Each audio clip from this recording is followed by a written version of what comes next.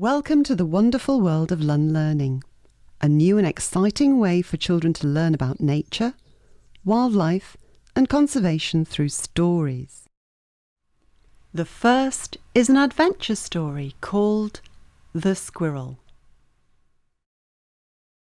Chapter 7, Operation Grey Away. As the days of winter went by, the red squirrels ate well and became big and strong. The grey squirrels became desperate for food as their stores disappeared. Spring arrived, and soon it was time for Operation Grey Away. Whiskers whistled signals around the forest, and the red squirrels took up their positions. They were all bright-eyed and bushy-tailed, and they all knew what they had to do.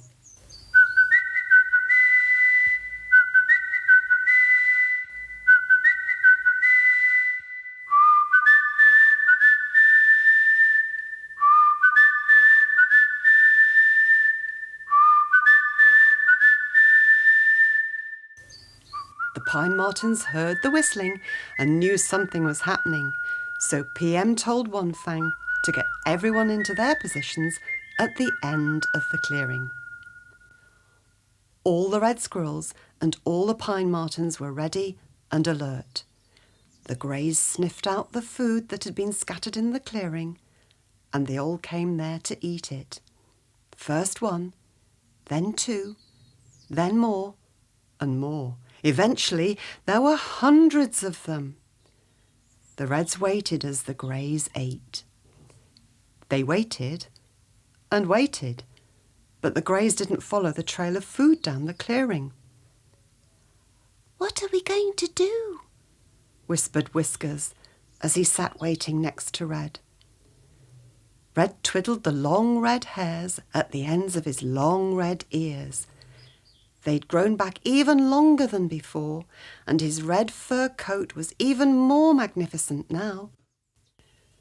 Whiskers twiddled his whiskers, which had grown back into a fabulous moustache like he used to have. They were both thinking.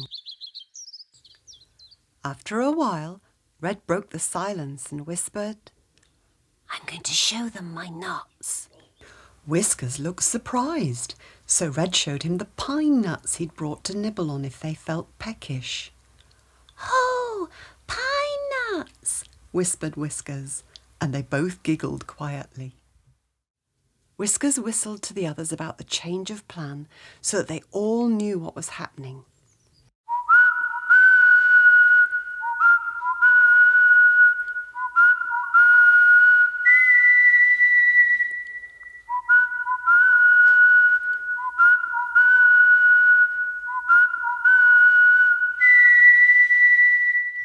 Red continued to watch the greys carefully.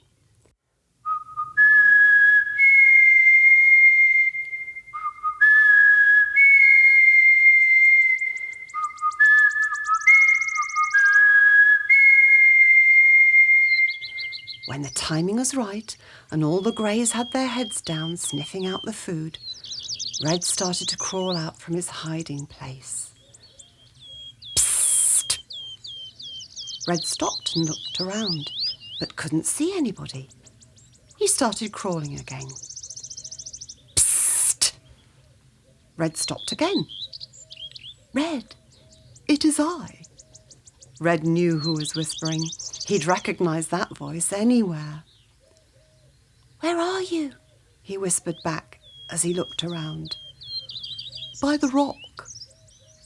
Red looked over to the rock in the clearing, and there was her ladyship, looking as fabulous as ever, with a huge headband full of pine cones and nuts and acorns.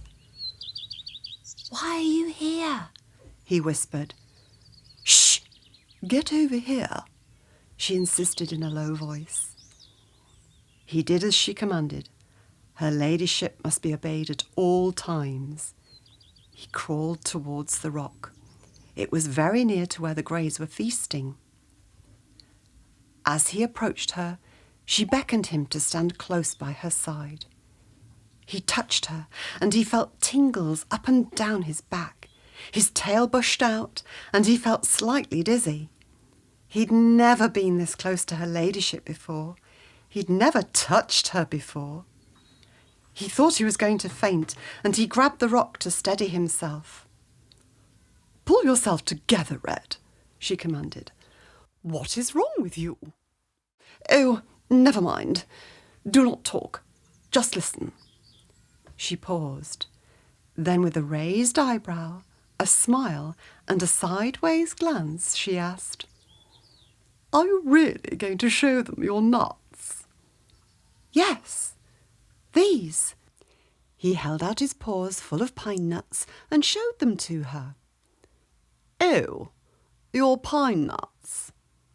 Her ladyship paused and then said, "I have brought delicious food to tempt them." She gestured towards her headband with her beautiful nails that were longer and shinier than ever before. She looked stunning.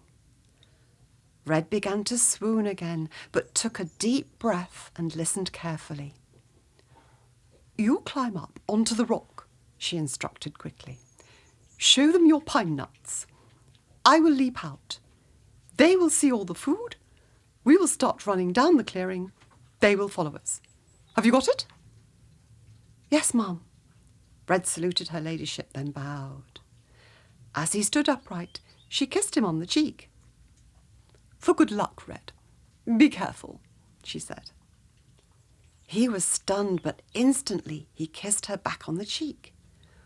"You be careful too, Mum." They looked into each other's eyes, and time seemed to stand still. Red swiftly climbed to the top of the rock. He stood up and raised his front paws full of pine nuts high into the air. "Over here!" he shouted as he waved his paws full of nuts. The grey squirrels instantly looked up, and they saw the delicious pine nuts. They wanted them.